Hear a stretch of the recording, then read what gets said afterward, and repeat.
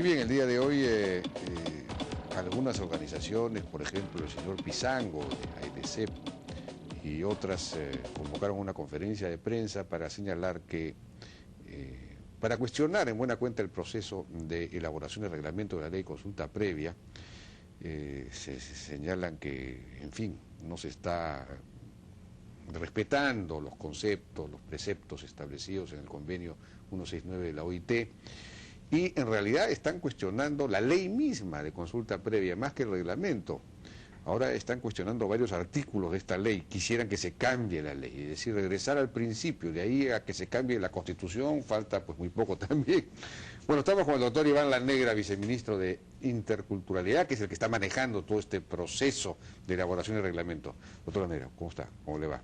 Muy bien, ¿qué tal? ¿Cómo está? Gracias por la invitación. Bueno, ¿qué ha pasado? Porque el gobierno fomentó varios talleres con organizaciones indígenas, ¿no es cierto?, para, digamos, discutir el tema del reglamento. Creo que organizaron 6 talleres y finalmente el resultado de eso ha sido que no se discuta el reglamento, sino que quieran, digamos, derogar la ley. Han pasado de frente a la ley. ¿Qué ha pasado? Que no están de acuerdo ni con la ley ni con, por supuesto, el reglamento. Claro, solamente como un antecedente, ¿no? Hay que recordar que la ley que originalmente aprobó en mayo del 2010 el Congreso, y que luego fue observada, es la ley que prácticamente, sin ninguna variación, es la norma que se aprueba en septiembre del 2009, que el presidente promulga. Es la misma norma. Sí, sin las observaciones que se hizo. Exactamente, sin observaciones, que fue lo que las organizaciones durante bastantes meses vinieron exigiendo, o sea, pidieron se aprobara esta ley. Sí, esas mismas organizaciones. Y esas mismas organizaciones, estas de acá, que son AIDCEP, que son CNA, CONACAMI, AIDCEP y ONAMIAP, porque SSP sí continúa con en el proceso de diálogo, pidieron hasta una fecha tan cercana como el 17 de agosto del 2011, ¿no? Solicitaron con un pronunciamiento público que se aprobara este texto. Ajá. Y ahora señalan ellos que consideran que la norma va en contra de la Constitución y sus derechos colectivos. Y eso lo dicen ahora. La segunda cuestión importante es que estas mismas organizaciones, junto con otras ONGs y diversos actores, solicitaron al Ejecutivo se conformara una comisión multisectorial para la reglamentación de la ley de consulta. Y es por eso que el Ejecutivo, cuando yo llegué, inmediatamente decidimos formar la comisión, con participación de las propias organizaciones. Precisamente de esas 5 organizaciones, más CONAP, que son las que han venido exigiendo la ley. Y luego ellos nos pidieron, la organización de los talleres, que ha estado en lo que se refiere a su manejo, a su cargo, y que el Estado ha financiado para que ellos puedan discutir el reglamento de la ley. Se ha gastado creo que más de $1 millón de soles. $1,5 millones de soles aproximadamente en todo este proceso, que son más o menos 3.000 personas que se han movilizado en estos 7 eventos. Y ahora, cuando ya estamos entrando en la etapa en la cual tenemos que ponernos a sentarnos en la mesa, a discutir ya la versión definitiva del reglamento, dicen que no les gusta la ley. O sea, que no han entrado ni siquiera el tema del reglamento, no, están cuestionando. Esto es muy importante, eso sí tenemos que aclararlo. En los eventos sí han habido aportes de los dirigentes al reglamento. Ya. Pero son ellos, en el último evento en Lima, en donde han finalmente los dirigencias con sus bases, los que han estado en Lima, los que han dicho una parte, no todos, solamente una parte, según ellos mayoritaria, la que han señalado no. Hay que primero conseguir la modificación de la ley y luego nos sentamos a discutir la reglamentación.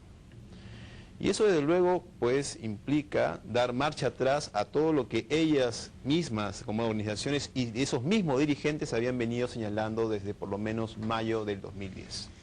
Ahora, hay algo que no veo que cuestionan varios artículos, pero principalmente cuestionan el artículo 7 y el 15, ¿no es cierto? El 7 es el que se refiere a los criterios de identificación de los pueblos indígenas u originarios, donde la ley dice que los criterios, hay que hay criterios objetivos y subjetivos. Sí. ¿No es cierto? Y los objetivos son la descendencia directa de poblaciones originarias, estilos de vida y vínculos espirituales históricos, instituciones sociales y costumbres propias, patrones culturales, etc. Y el criterio subjetivo se encuentra relacionado con la conciencia del grupo colectivo de poseer una identidad de indígena u originaria. En fin, ¿qué es lo que cuestionan de este texto? Bueno, lo primero que tengo que decir es que ese texto que se aprobó en la ley es exactamente el mismo texto que tenía la autógrafa de mayo del 2010. Exactamente el mismo texto. Ahora, lo segundo es que este texto tiene que ser interpretado en el marco del convenio 169 de la OIT, que dice en esencia lo mismo. Y lo único que hace esta norma es establecer un detalle adicional respecto a sus criterios. No. Por lo tanto, ese artículo es completamente... Sí, porque la OIT también habla de criterios objetivos y subjetivos, exactamente. Claro. Ahora, acá se hace una referencia a detalle de criterios objetivos. Evidentemente, esos criterios tienen que ser interpretados en el sentido del convenio 169. Claro. Y así está inclusive en la propuesta ya de borrador, en la propuesta inicial, y así posiblemente quede en la propuesta de reglamento definitivo. Y hoy en día que hemos empezado a discutir el tema, es evidente que esto es absolutamente posible de lograr una interpretación compatible con el convenio 169 de la OIT. Entonces, desde luego... ¿Habría alguna diferencia con, es decir, a qué apuntan ellos? Es decir, ¿qué están señalando? Lo que sucede es que las organizaciones desean, en una manera equivocada, a extender el concepto de pueblos indígenas a población peruana, que también tiene derechos, como cualquier otro peruano, a un conjunto de materias, pero quieren extenderle el concepto de pueblo indígena a población que no lo es. O sea que, digamos, yendo más allá de estos criterios objetivos y subjetivos. Más allá de pero más allá del convenio 169. Algunos países, como por ejemplo Colombia, que le extiende derechos colectivos similares a los pueblos indígenas a otras poblaciones, por ejemplo a las poblaciones afrodescendientes. Ya. Pero eso lo hace cada país dependiendo de sus propias particularidades. En el caso del Perú, los pueblos indígenas son los que corresponden de acuerdo al convenio 169. Sí, pues. Ahora, si hay otros grupos que también desean acceso a algún tipo de derecho colectivo, existen mecanismos adicionales por los cuales pueden dárselos. Pero el concepto de pueblos indígenas es el concepto que está en el convenio 169 de la OIT y que la ley ha desarrollado, creo yo, de una manera absolutamente compatible con lo que dice el convenio. De acuerdo. Bueno, y el otro artículo principalmente cuestionado es el artículo 15, es el famoso acerca de si es o no es vinculante la decisión, ¿no? La decisión final dice sobre la aprobación de la medida legislativa o administrativa corresponde a la entidad estatal competente.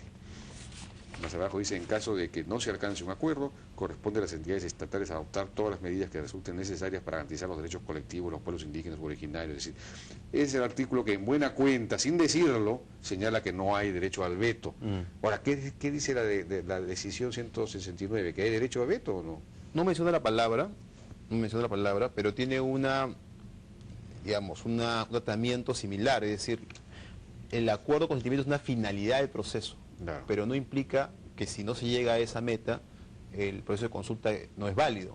Claro. O sea, la obligación del Estado es hacer un esfuerzo de buena fe por buscar ese acuerdo de consentimiento. Eso es lo que busca el proceso.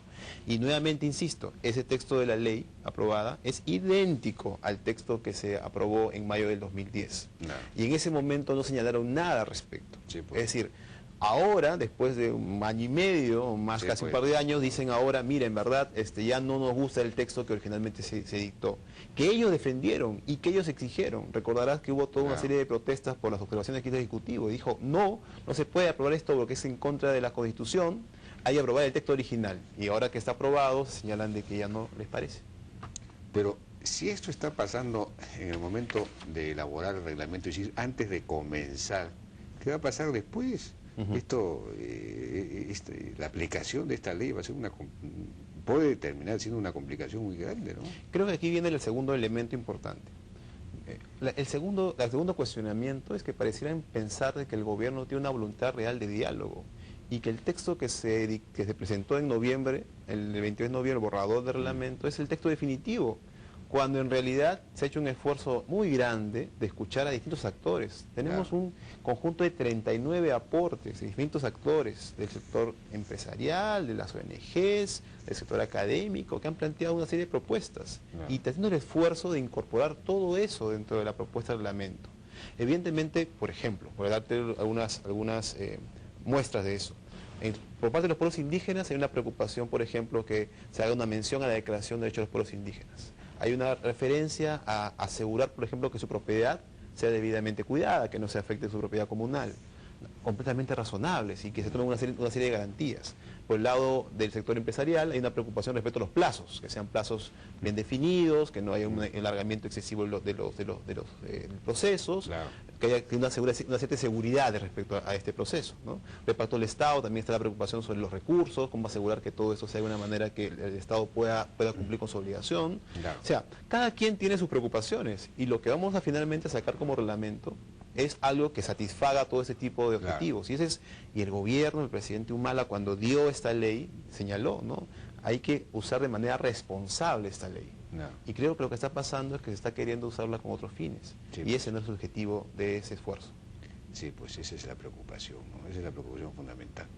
Bueno, no tenemos tiempo, lamentablemente, para entrar un poco a los detalles. El reglamento mismo, ya la versión final, la van a comenzar, ya comenzaron a redactar. Ya comenzamos. Hoy hemos tenido una reunión muy buena, hemos avanzado con bastantes artículos y vamos a continuar. Estamos poniendo toda la semana, vamos a poner este proceso. Esta semana Es la comisión multisectorial. La comisión multisectorial, así es. Que reúne a los 14 viceministerios, a PCM, además de las 6 organizaciones eran parte de la comisión, aunque 4 de ellas se han autoexcluido, y las otras 2, que son CONAP y DSP, sí están participando. Estamos buscando con ellos la inclusión de los temas que ellos han planteado dentro del reglamento, y hasta el momento hemos avanzado muy bien. Sí, desde luego siempre hay tema de desacuerdo, siempre van a haber algunos puntos en los cuales no vamos a estar de acuerdo, pero en los temas donde sí es posible incorporar sus aportes, sin duda hay una voluntad de hacerlo. Doctor Iván La Negra, muchas gracias. Suerte, pues ojalá que esto funcione y que salga finalmente un producto que sea útil, que funcione que sirva para resolver, para prevenir conflictos, pero y al mismo tiempo para, en fin, facilitar la inversión y no entorpecerla, ¿no? No, el ministro de Cultura, Luis Peirano, el premier, el presidente, están todos convencidos de que ese es el objetivo central de este reglamento. Doctor Iván La Negra, viceministro de Interculturalidad, gracias por su participación. Vamos a una pausa y regresamos.